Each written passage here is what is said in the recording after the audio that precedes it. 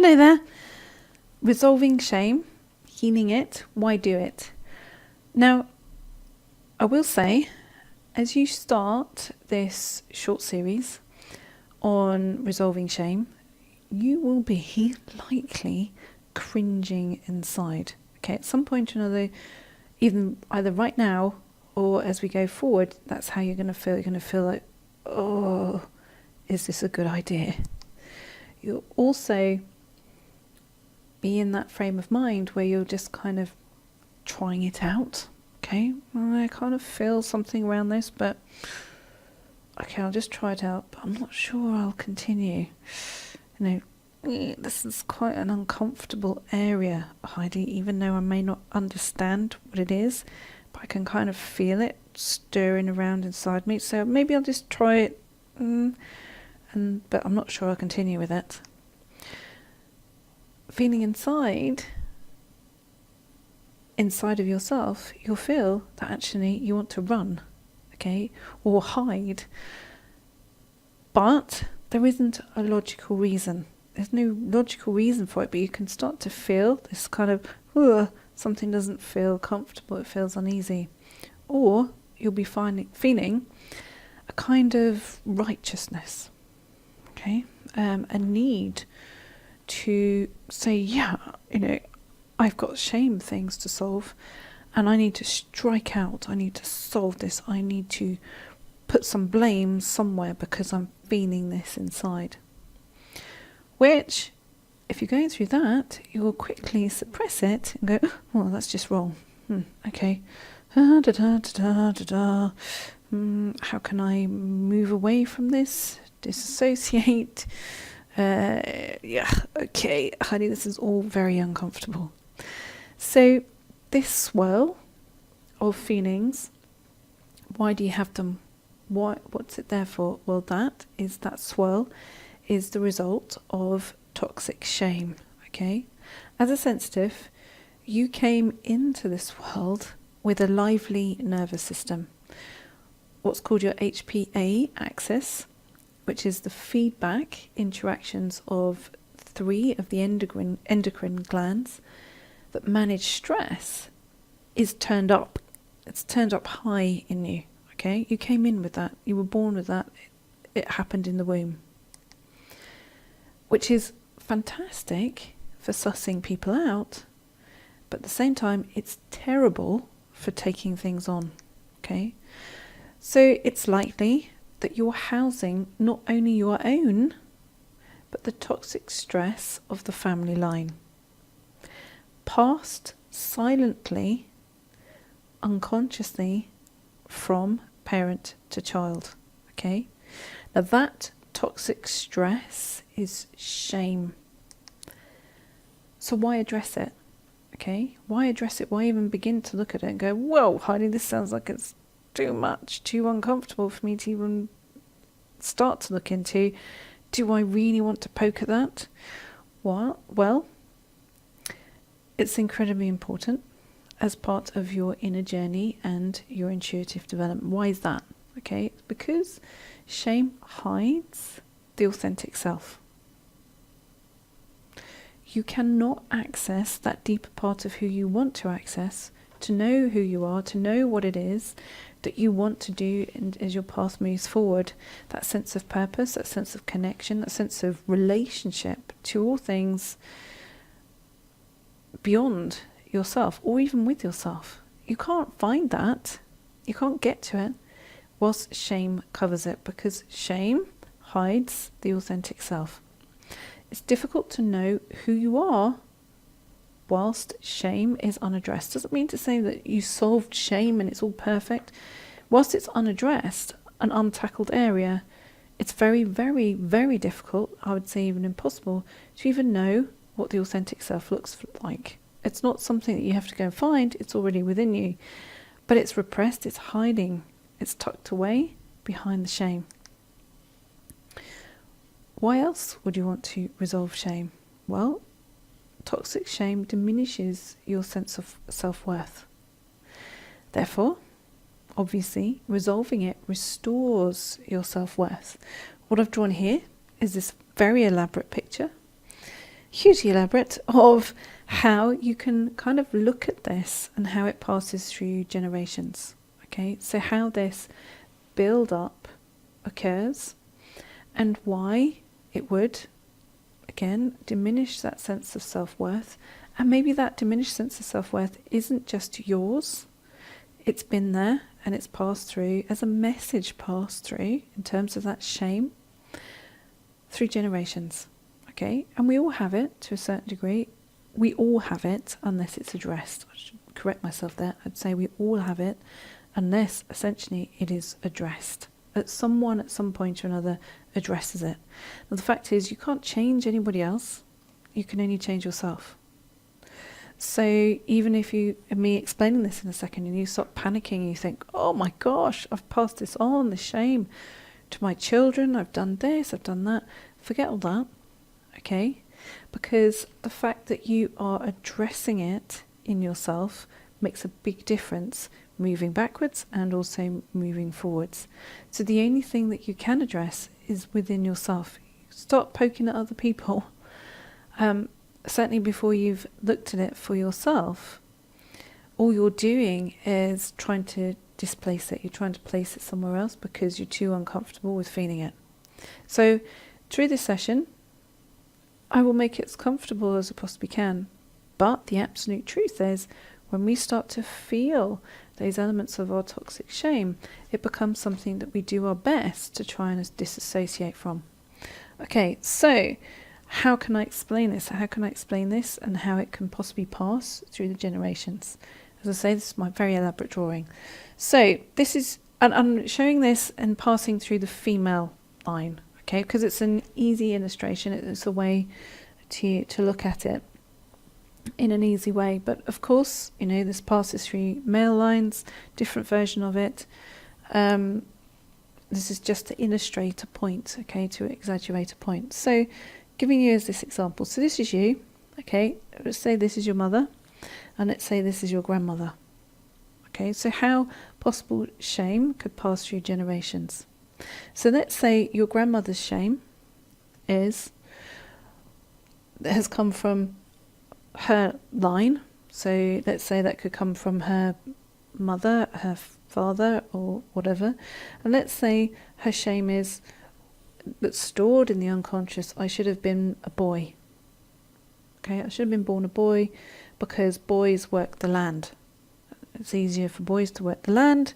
Let's say, you know, otherwise girls are expensive. You have to marry them off and all this kind of thing. Let's say that that's the message. Let's say that that's a shame that's been passed through. Just using this as an illustration.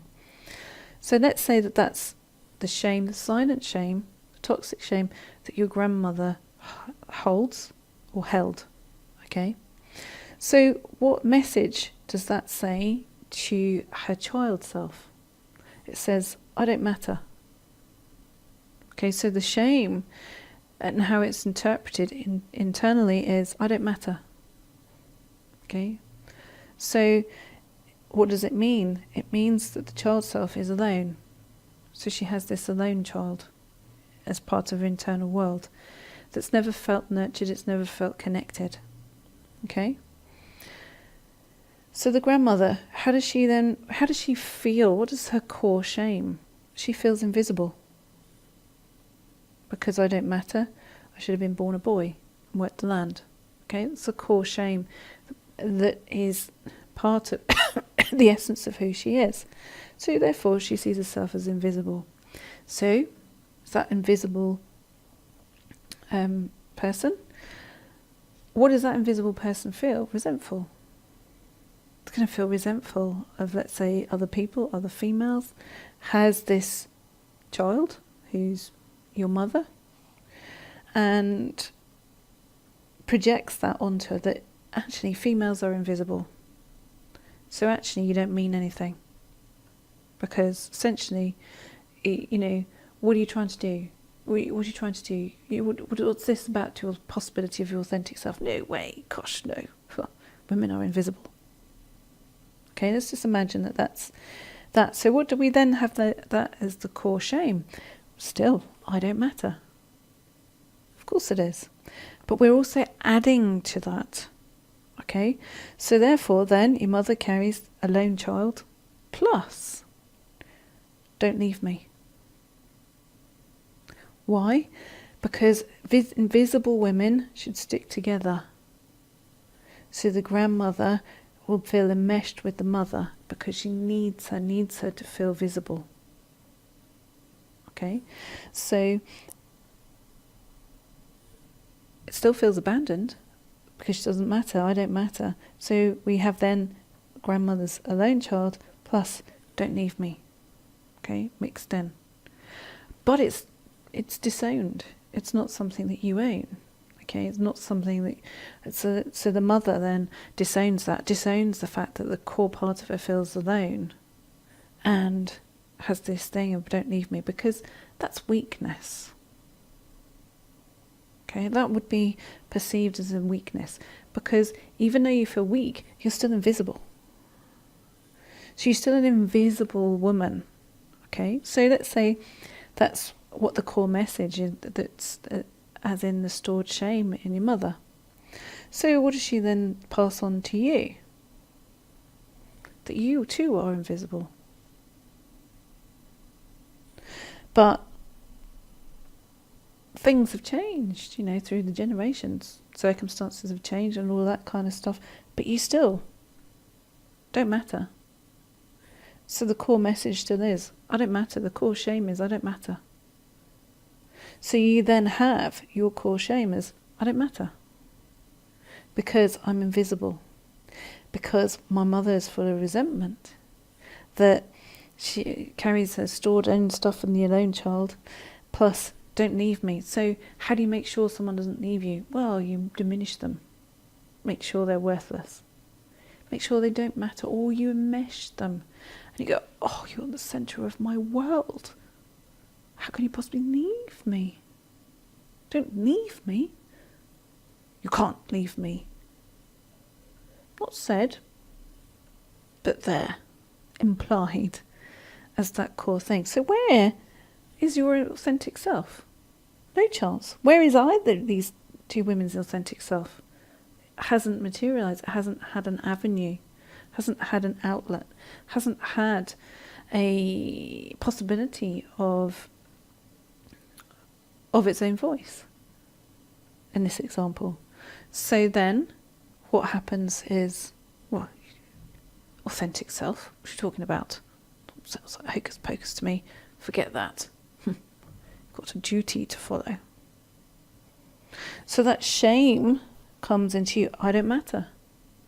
So again, the core shame is I don't matter. But a deep part of you says, well, I do matter. It's squeaking in the background going, hello. It's got its fingers going down the window pane in your internal world. Going, I am here. Listen. And you're starting to go, whoa, that noise inside of me is getting loud. But I've got this big dollop of shame that I need to feel obliged to. But I don't matter. So, what do you then have? Well, you have the alone child, grandmothers. You have don't leave me, mothers. And then you have I am rejected for being me as your own. So you end up with a nice pile going on in as far as your internal conversation is concerned. You're alone. You've got the don't leave me. So every time you go into a relationship, you start to panic and you think the person's going to leave you. So you start showing behaviours that you think show weakness. You go, oh gosh, I've got to hide that. So I've either got to really hide that and go, well, I'm such a bad person. Or you say, I can't do relationships because a really strong part of me thinks they're going to somehow leave me. And I can't cope with that and I can't show it because somehow or another that's weakness. So I'm rejected for being me. Okay? Using that as an example. I'm not saying that that's your internal world, but I'm just saying that's how these things pile on. So, as you can see, this person with this whole, bunch of stuff going on, I don't matter, I'm alone, don't leave me, I'm rejected for being me. Where's the authentic self? Well, it's still scratching at that window pane in your internal world going, I'm in here. I am in here. But I can't get out until you address this. And that is what this series is about. Okay, because your authentic self is getting strong on that fingernails on that window pane in your internal world. It's got its face up to your window and it's saying, I am in here, but we need to release this. I can come out. But this, the shame element, has been the core of your identity. So giving that up means you think, it means then it diminishes who you are. Which is why you then go, la la la la la, no, want to go in here, da da da da da, uncomfortable. But the of the authentic self is getting strong. Okay, otherwise you wouldn't be listening to me right now. Okay, so this is an important thing for you to explore. It doesn't mean to say that you're going to fix it all. It means the very essence of that you're in there exploring it and acknowledging those vibrations that go on as part of your unconscious world means that you're doing enough. Okay, because nothing is ever perfect. There is a point when it's enough. Okay, so as I say, toxic shame diminishes your self-worth. Therefore, resolving it restores your self-worth. If part of your shaming has been, as an example, physical punishment in your world, so what does that mean? You were hit as a child. It impacts your ability to choose. You can't choose. You can't choose then in life. You feel paralyzed in terms of your own choice. Why? Because you spend, therefore, parts of your life looking for morsels of love. Because if, for instance, you were physically punished, it says, I'm not loved.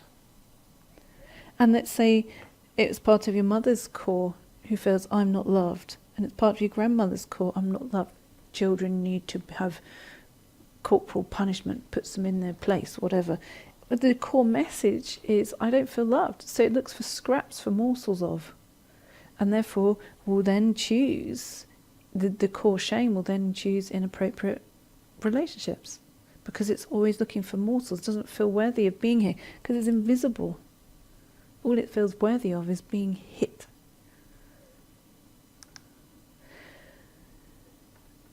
That's why, as an example, when that inability to choose, you then look for love in the wrong places. And we've all done that as a sensitive. We've all at some point or other in our lives looked for love in the wrong places. And then, maybe you then affirm this to yourself, the core shame. I am rejected for being me. I'm alone. Don't leave me. Resolving shame means you start to choose love rather than morsels of it. Okay, because without necessarily, the piles of shame packed in to your own unconscious conditioning, it means then you can see clearly, you can choose love rather than the scraps of it. Resolving toxic shame also helps to resolve learned helplessness. Okay? What is learned helplessness? Well, in short, it's the inability to think or plan. So if you become easily confused when it comes down to thinking and planning, it goes back again to the toxic shame that you're carrying. Because you haven't got permission to choose. Therefore it goes into this learned helplessness. And your whole system goes poof. It can't find its own identity to find its position in life to choose. The question is, how do you know that you carry toxic shame? Well, this example I've given might give you some indication. But how do you know, really? Well, it creates self-alienation and isolation. Toxic shame creates self-alienation and isolation. It means you are not allowed to express anger. That's an example of it. Because it becomes an alienated part of yourself. Anger becomes something that's over there. It's an alienated part of yourself. Shame houses the false self. Okay? What's the full self? Well, the full self is the self you think you should be rather than who you are. It harnesses codependence. Okay, shame relies on codependence, or codependence relies on shame. For codependence to be present, there has to be shame. Okay, and shame, toxic shame, also fuels addiction. So if there's addiction in your own life, or there's been addiction, as you can see, through the ages in your own past, it will be fueled by shame. Before we can really get to the core of solving shame, we first have to discover what is the healthy and the unhealthy versions of it. Okay, so there are healthy versions of shame, and we need to know the difference between the two. Okay, and why shame is another name, really, at its core, for abandonment, which takes us in to session 2. I'll see you there.